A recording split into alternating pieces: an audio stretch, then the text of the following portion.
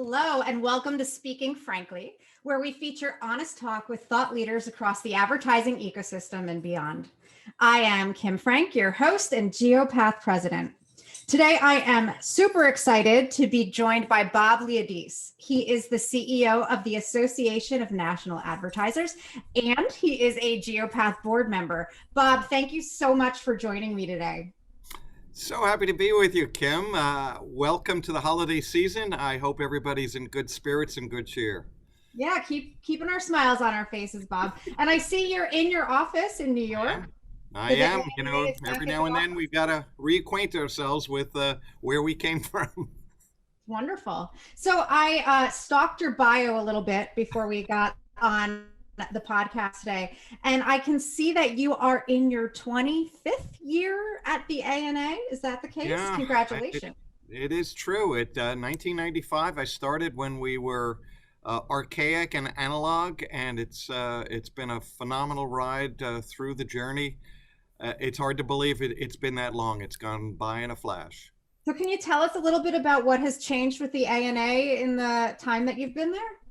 Yeah, it's. I'll try to keep it short and snappy, but the reality is that we learned that we needed to ensure that the voice of the marketer was heard, and that the agenda of the marketer was in fact prosecuted. We had lost sight of that for many, many years, and we had to recognize that in many respects, it's the marketer's agenda. It's their money, it's their brands. And we needed to better represent them and ensure that as the industry evolved, particularly technologically, that their interests were recognized and acknowledged, and that we had to move the industry to ensure that brand and business building were at the forefront of the industry's objectives. Great. So you just announced, I believe last week, that the marketer's word of the year is pivot. Yeah. Yes. Marketer's word of the year is pivot, which is a word I think we've all heard quite a bit. Yes. So what are you seeing? How are your brands pivoting? Well, I think the most significant pivot that brand marketers have made occurred right around the beginning of the COVID crisis, when it became very much understood that the consumer really needed to be at the center of everything. And when we acknowledged that, we also recognized that the consumer had a lot of challenges. They were very, very worried and anxious about their health, their employment, their financial condition. They were thrown into a universe, a global universe, that essentially had been fractured by the COVID crisis. And many did not know how to navigate. In fact, we all did not know how to navigate. This was a once-in-a-lifetime type of experience.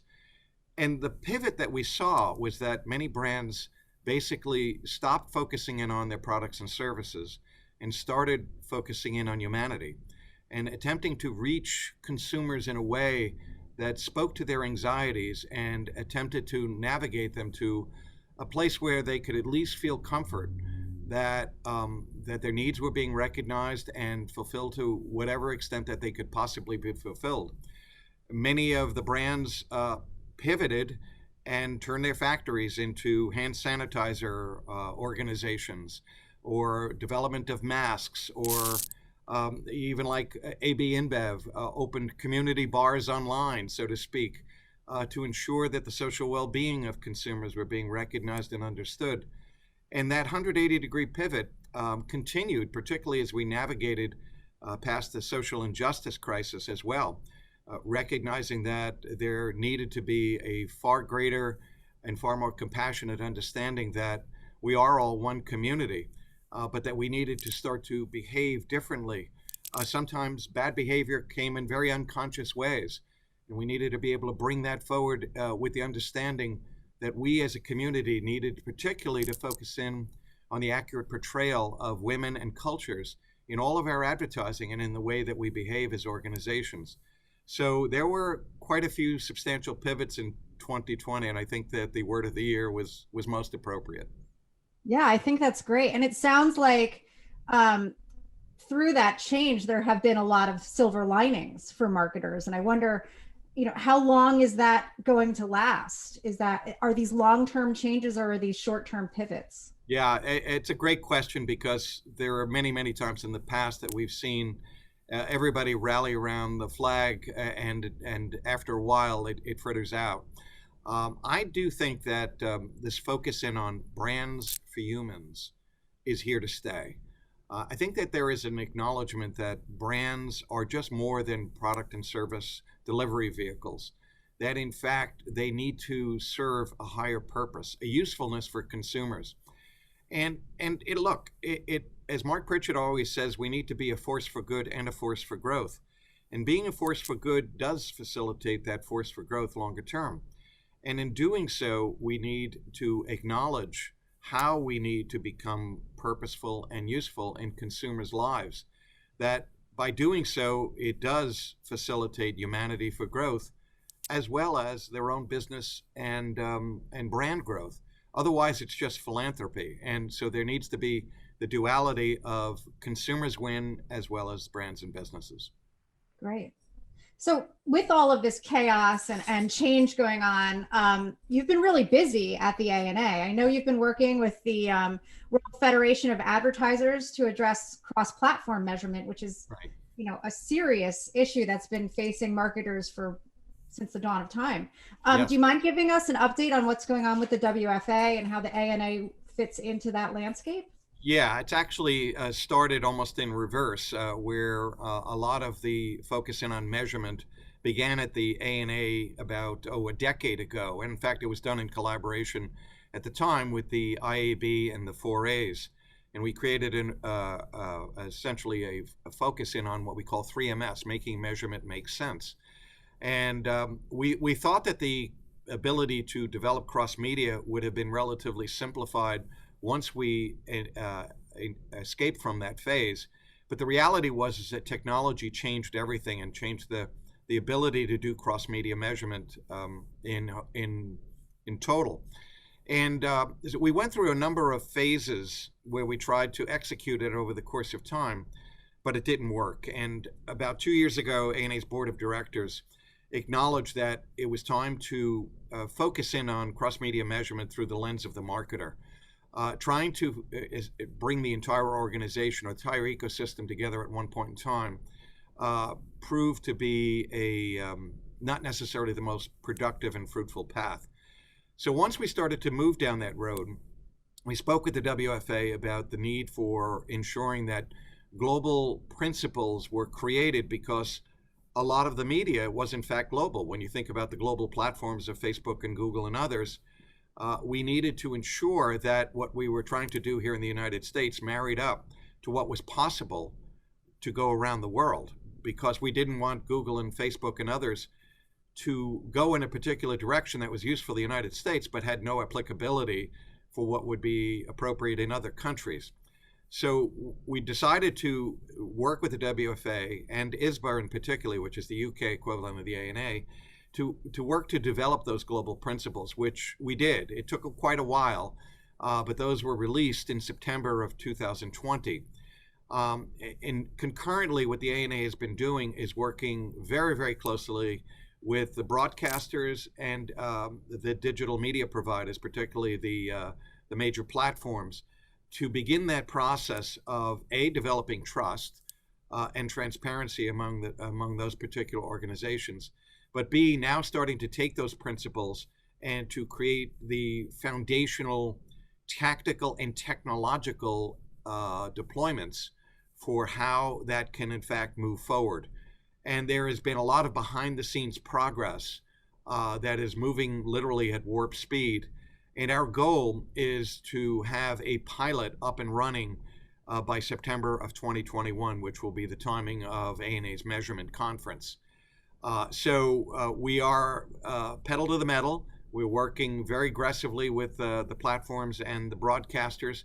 And as I said, we are very excited and enthused about bringing that pilot to the forefront next September. That's fabulous. And for anybody listening, that is an incredible conference. And I hope we'll be able to be there in person for the next ANA measurement conference. I hope you're there, my friend. Yes, for sure. So, speaking of tech, there's also a lot of change happening. One being the potential demise of the cookie.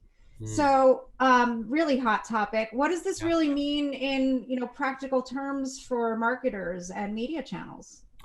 Yeah, and this is probably one of the most important priorities that we have in our industry.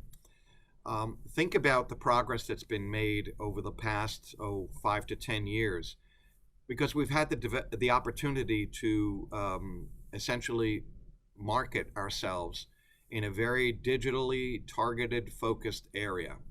That's going to be turned on its head when essentially the cookie channel, particularly through Chrome, as Google announced, is withdrawn, and as Apple is changing its IDFA priorities in its iOS systems. Those two concurrently are going to turn digital marketing on its head. And we need to overhaul this system. And as such, the ANA, 4A's IAB, and the NAI have collaborated to form an organization called PRAM, which is the Partnership for Responsible and Addressable Media. Addressability is critical. That's essentially what cookies and other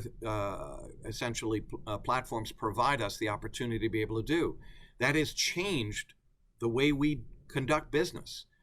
And that withdrawal is going to affect how we do business, not only here in the United States, but around the world.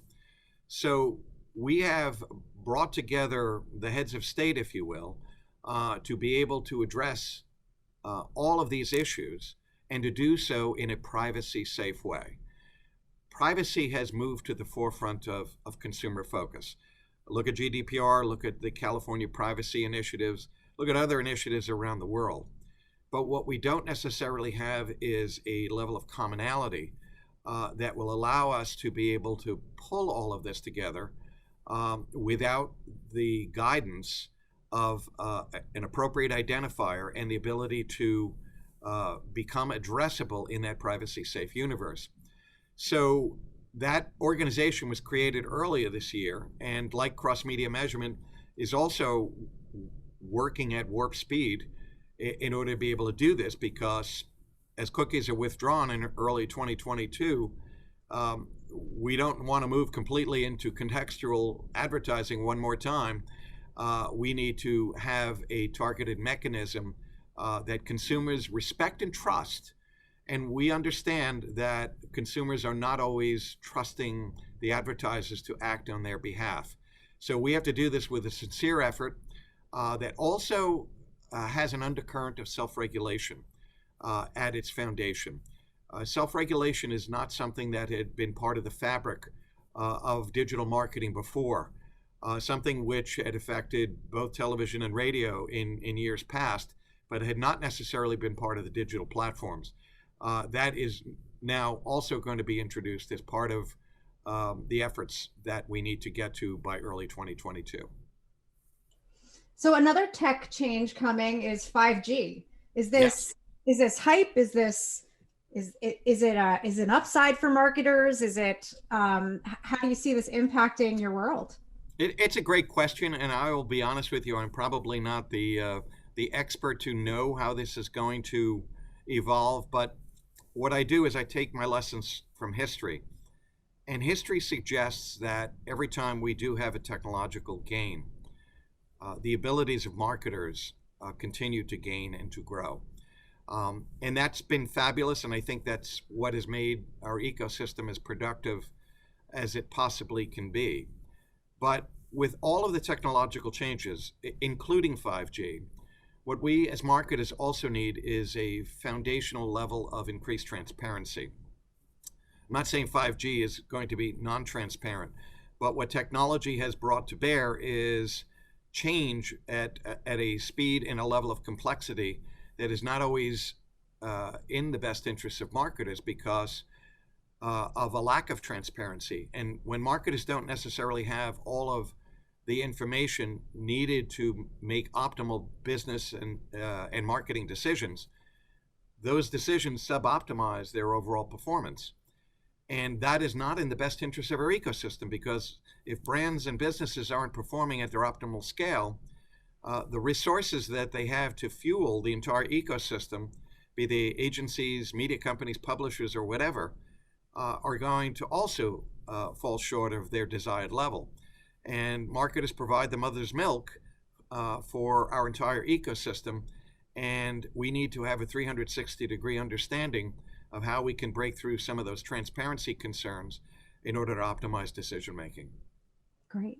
So here we are. We're recording on December 18th. We are at the very end of 2020. Would you say your members are feeling optimistic about 2021? Do we see the light at the end of the COVID tunnel? Yeah, I think that the introduction of vaccines was a game changer for the world. And the reason why is what it starts to do is to relieve the uncertainty that has surrounded all of us. Doesn't matter whether we're in marketing, I mean, just day-to-day living, here and around the world. You think about 7 billion people have been affected by this simultaneously. And our ability to exit was uncertain. We didn't know how to exit in a non-vaccinated world.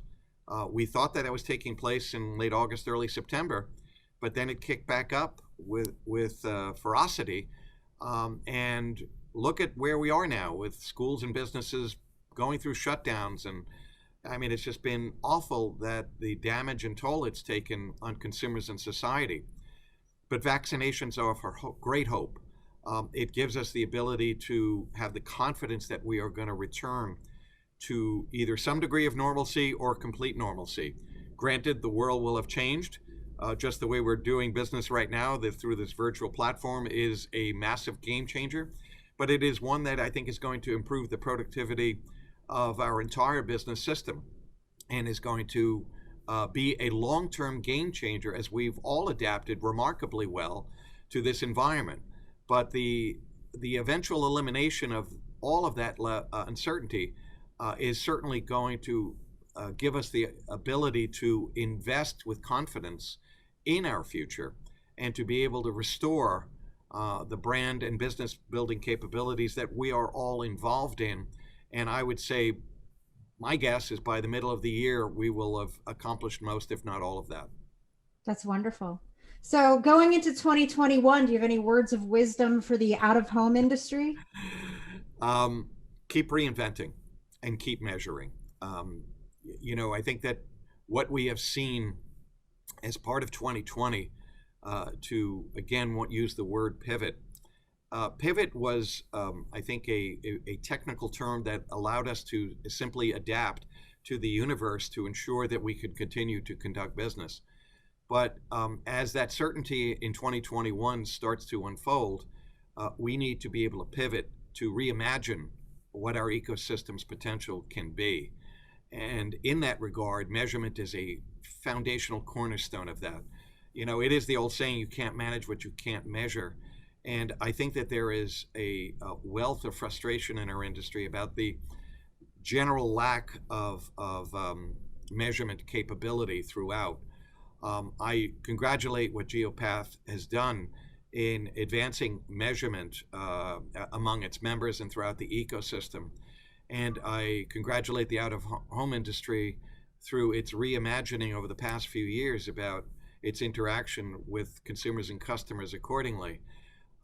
That trend just can't stop. That has to continue to ensure that the out-of-home industry maintains its relevancy in the ecosystem going forward. And quite frankly, that is what we need to do in order to be able to advance. We need to rely upon all of the media platforms to bring that forward. But I think that the out-of-home industry should feel very proud of what it's been able to accomplish to enhance its relevancy and to make it a very foundational component in a marketer's arsenal. Wonderful. So speaking frankly, Bob, if you could put any message out across the out-of-home ecosystem to the world today, what would you put on all of that inventory?